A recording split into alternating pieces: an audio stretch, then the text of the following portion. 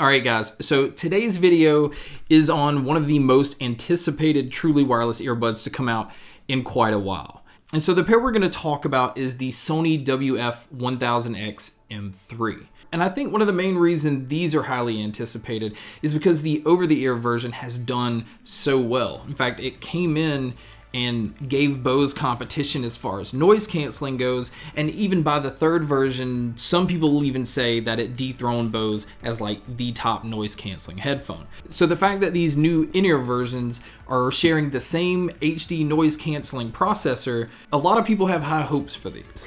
Now they do retail for $230. So before we get into all the details of everything, let's go ahead and check out what's inside the box. Now the first thing you're going to see is some of the manuals and the paperwork.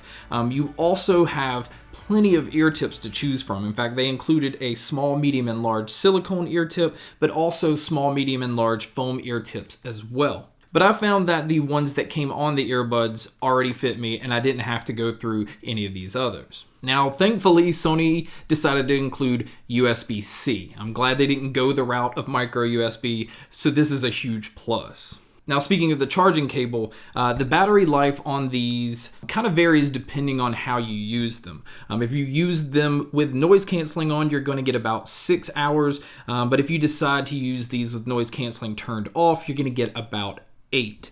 Now, again, that even varies depending on the volume level you're going to choose to use. But I do want to talk about that a little bit later. Now, the case itself is going to give you an additional 18 hours. Now, and to be honest, I think the case itself is rather large, and I think that Sony probably could have even squeezed a little more battery life out of the case. And one of the weird things is the case doesn't support wireless charging. Some of the things that I did expect and some of the things they didn't put in there kind of confused me. Now, one of the things that's really confusing about these earbuds is Sony didn't make these aptX capable. They also didn't even make it where these support LDAC. Now, although these do have something new called DSEEHX. Basically what that is a digital enhancer. So it's going to take like your music files and upscale it to as close to high res as possible. And it is a very, very noticeable difference, but I still would have liked to have seen aptX and LDAC added to this. Another odd thing that Sony left out is there's no IPX rating on these. Now, that's not completely out of the norm because I know like Apple doesn't announce theirs, so I'm not sure if these are water resistant or waterproof. I would go ahead and say these aren't waterproof, or that's probably something Sony would have announced right away. Outside of that, the technology is incredible. You definitely want to make sure to download their app because the app is giving you controls over your ambient sound because these have the ability to allow sound in. And it also has an auto mode, just like the over-the-ear version, that will kind of sense what you're doing and then kind of choose how much noise it wants to cancel out. You can also program what each of the buttons do on both sides. They don't have volume control, but you are able to play, pause, skip your tracks forward, go backwards, and you're also able to control your smart assistant. So if you decide you don't want to control your smart assistant and you want to have it control your ambient mode, you're able to do that within the app. Also within the app, you're able to control your EQ, and just like most of the Sony products that I've tried lately, I've found that going into the EQ and setting it to excited mode is exactly where I want the music to be. Now, the buttons on here are touch responsive, so it's not an actual physical button, so that right there is a huge plus. Now, they also advertise the HD microphones on here for clear phone calls. Now, seeing how these are priced where they are, and if they follow the route of the over-the-ears, a lot of people that travel and that are on the go are going to be buying these, not only for just canceling out noise, but also for being able to take calls as far as business calls and stuff like that. But you can judge it by listening to a sample here. All right, so the microphone on these are not really that special. I mean, I guess you could take calls with these, but I expected something a little bit clearer.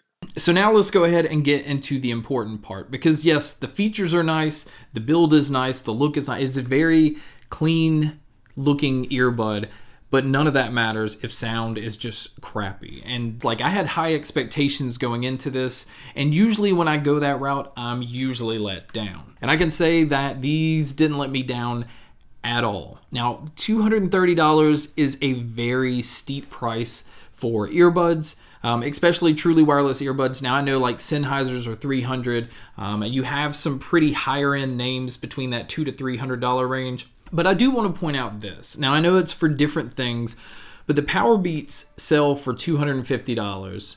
And the Sonys just destroy the Powerbeats as far as sound goes. Like, to me, it's not even close. But the way to explain the audio on this is it's very crisp and clear. It's not trying to just overpower you with bass, even though the bass is definitely prominent, it's punchy, but it has a very just overall balanced sound. Now, not balanced, by no means do I mean flat sound signature. When I mean balance is, I mean that the treble is pushed up because it is pretty bright. It's definitely not like a harsh bright, but the bass is also pumped up as well. Now, to be honest, it's really close to the Sennheiser Momentum truly wireless earbuds, although I feel the Sony has a little more air in their sound. And what I mean by that is it's just adding a little more depth in the sound. It feels like you're in a bigger room. Now, I'm not meaning that as far as echo or anything like that. It just doesn't feel like it's as close in your face as a lot of the other ones, which again is really impressive because that allows you to have better sound imaging. Basically where you can tell where sounds are coming from. Everything just sounded great. Like vocals had no problem coming through on metal, anything that just has a lot of stuff going on. And a lot of earbuds, that's where they have problems. Like they can sound fun until they come across a genre where a lot of stuff's starting to go on, and then a lot of earbuds just can't handle that. One thing I do want to point out as far as the volume goes though is I honestly thought that it could stand to have a little more volume.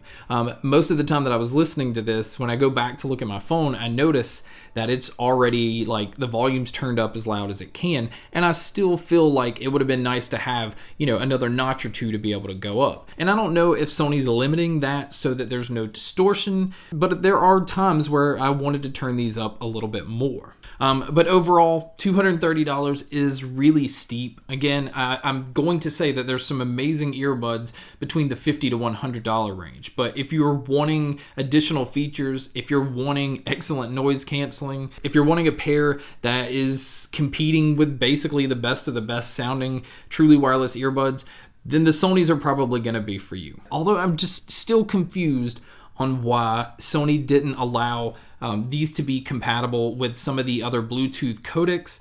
I'm really confused to why this case is not Qi wireless capable, and I'm also confused as to what the IPX rating is on these. But guys, that is my video on the brand new Sony WF-1000XM3s. Thank you so much for checking out this video. Thank you so much for checking out all the other videos. And as always, guys, make sure to stay tuned for more.